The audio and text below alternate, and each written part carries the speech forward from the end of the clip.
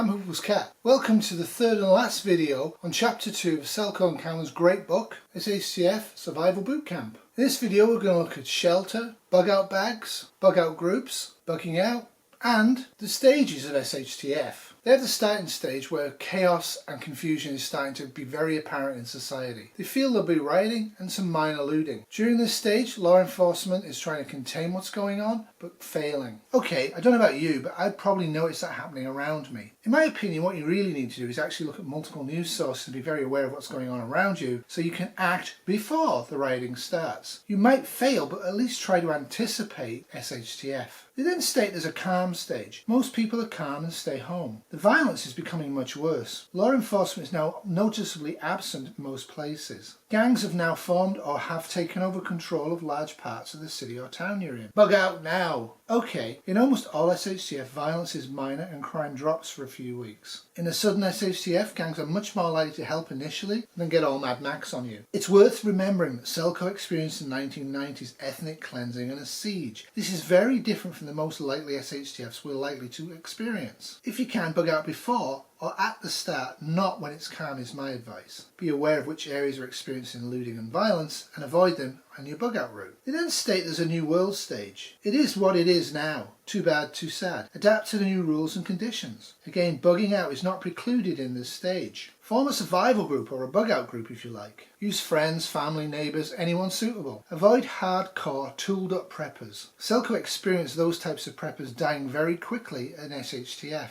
I tend to agree. A gun is not going to fix the problem. Selco and Cowern spend quite a lot of time discussing group formation in detail. I will say again that for me a group member is somebody who will keenly do any needed task in SHTF, even without direction. A leader of the group is someone who listens and gets critique daily and listens to the critique and alters their plans. You don't want any secret power types, and you definitely don't want cliques to form. Selco has mentioned previously he was a nurse, but in this one shows how a dentist used his skills in SHTF. Selco rarely mentions women or their needs, by the way. Citizens who cannot fight, children who can walk but not working. A societal fall is all-encompassing. The norms we experience now have to end and will end. Selco and Cowern rightly say that selfish now will be bad in SHTF. So assess those people physically near you. Family? Great if they're not nasty and selfish now. If they are, do you actually want to survive with them? Would that be helpful in the long term? If so, do not accept them into the group. Don't give people trials. This is a survival situation. You only want people accessing your skills and your resources who you absolutely trust. This is going to make the groups quite small initially.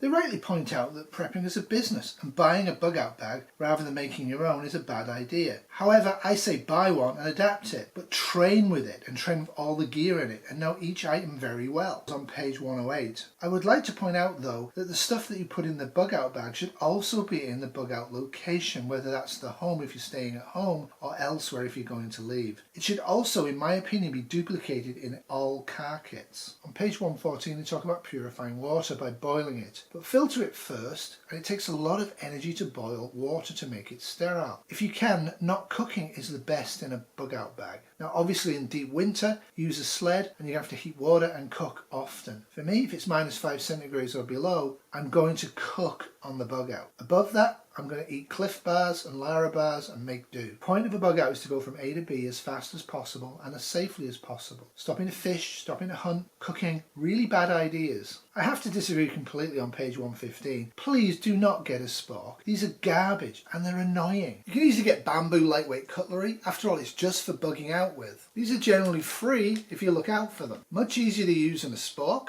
and you can burn these. What I have in all my car kits is actually metal cutlery, normal metal cutlery, because I find that's beneficial even for the extra weight. On page 16 I completely agree about carrying a few disposable lighters, Bics. They're much more dependable than using any other type of lighter. They're both faster and more dependable than using any other type of lighter. You should have a lot of Bics both in your bug out gear and at home and in your bug out location and in your car kits. Louis in Puerto Rico pointed out to me that Bics are destroyed by salt water exposure. I did not know this. I live about 800 kilometers from salt water. So for me, I don't really care. I'm using Bics. But if you live on the ocean, you might might want to think about how you're going to use fire dependently and lightweight and reliably. Bicky in a waterproof bag is probably a better option than anything else that I can come up with right now. In terms of clothing for bug out, and in terms of bug out, so many videos are on this, so many articles are on this. I'm just going to distill parts of what Selco and Cowern are saying, plus my own advice. Take it or leave it. Avoid waterproof clothing like Gore-Tex. They will fail rapidly and they're actually toxic. Good old plastic Max work just fine. They recommend a good quality pair of hiking boots. If you're going to use hiking boots, make sure they are well worn in. Note, Selco has already mentioned he actually uses athletic trainers, and I use trail shoes. The less weight involved means you can travel further and faster, and I find they work just fine in any sort of urban disaster areas. Page 19, gloves. I agree, I have gloves in all of my kits. Of note, one pair of decent working gloves lasts about 1 year only in SHTF, or about 3 years off grid. Since I retired and went off grid 4 years ago, I use a lot of wood. I have to handle a lot of wood. These are my current working gloves. These gloves are not in very good condition, but they're actually only about 6 months old. Despite being a vegan, I would recommend you avoid plastic gloves for most uses. Industrial work gloves are cheap and plentiful. Get these. This is what you're actually going to need. You don't want to damage your hands. You're going to anyway. When they talk about shelter, they're quite correct. Clothing is the first layer. Whenever you're going out in any conditions, make sure that your clothing is going to deal with the most heat or the most wet or the most cold you're going to face. Have lots of layers and pare it down and increase it often. Avoid sweating. Because most people that make videos don't actually do what they say they're doing and they give advice on stuff they don't actually do. What I can tell you after trying winter camping for a few years without a stove is that when I found this for $70 Canadian, I was absolutely delighted. Why? Most sleeping pads are R-rated down to about 3. Totally useless in winter in Canada. The heat just sucks right out of you. This is R-rated at 5.5 and I've used it at -12. It works. On page 121, they recommend that you use space blankets or emergency bivets. Absolutely not. They're useless. They're very lightweight, but they're not going to last 5 seconds in the real world. And crucially, they do not stop bugs. Have at least one decent ultralight 4-season tent. I also have 3-season tents, which are half the size and half the weight of this. If you experience seasons like I do in Canada, you're going to have 2 types of bug out. Warm weather one and a cold weather one. In between seasons, it's going to be difficult. On page 122, they recommend 5 to 0 degree sleeping bags, which for you Americans is 30 to 40 Fahrenheit. This is fine for most people, I guess. Even in the summer in most places at night other than the desert and very south of North America, you're going to be cold. If you try using a sleeping bag here, even with liners, you are going to freeze to death in the winter. The sleeping system, the bug out bag, is location specific. This is my winter sleeping bag. Obviously most of my gear when I'm moving in the winter is going to be in a sled.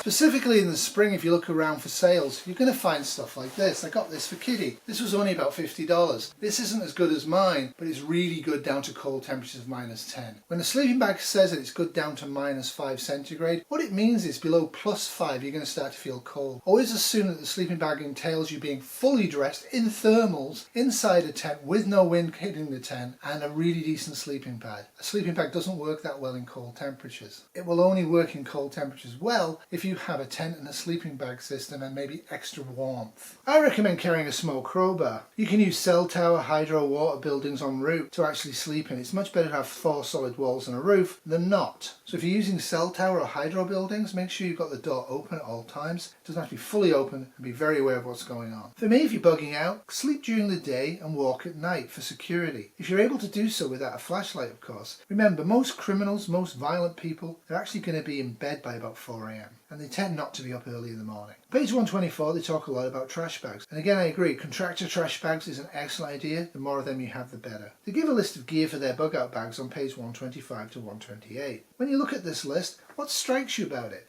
What do you think when you see a list like this for bug out bags? Does it make you feel insufficient in your bug out bag? I'd actually like to see somebody put this bug out bag together as listed and measure it in terms of size and weight. Keep it simple, they said earlier, and I agree. Get that weight down as far as you can. As I said earlier, the point of a bug out is to go from A to B as fast as possible, but in a condition of SHTF, you might have to go to C, D, and then back to A again before you ever get to B. You want to do so as fast and as safely as possible. You're not going to be washing, you're not going to be brushing brushing your teeth, you're not going to be doing your hair. You can put up with that for 4 to 5 days or even longer. Weight is miles. Of course, when you get to the bug out location, it should be very well stocked and welcoming to you. Is it? Always have 2 compasses on you at all times, and actually have everybody in the group carry 2 compasses. The reason for this is people often do not believe a compass when they get lost, but having 2 compasses kind of reinforces the fact that you're lost. Page 129 say practice, I agree, but the layers of different scenarios strikes me as overly complex. For example, if you want to bug out during an actual chemical attack on your home, that's probably a bad idea. What about pandemic specific issues? Well, hand sanitizer should be used in every scenario anyway because it's great for fire starting and you really want to have your hands clean before you put food in your mouth. Carrying a few N95s as well in all scenarios for smoke, pandemic and cold is also a really good idea. What about carrying extra disposable gloves in a pandemic bug out? Well, realistically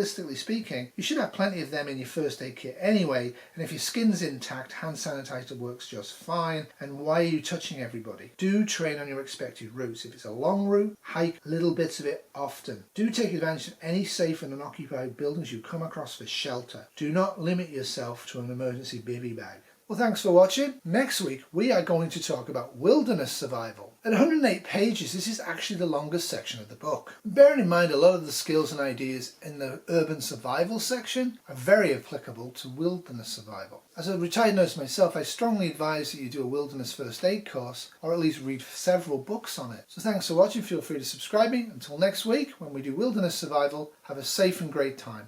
Doodles. This has been a Sleeping Terrier 2025 production. This has been a Warm Cat 2025 production.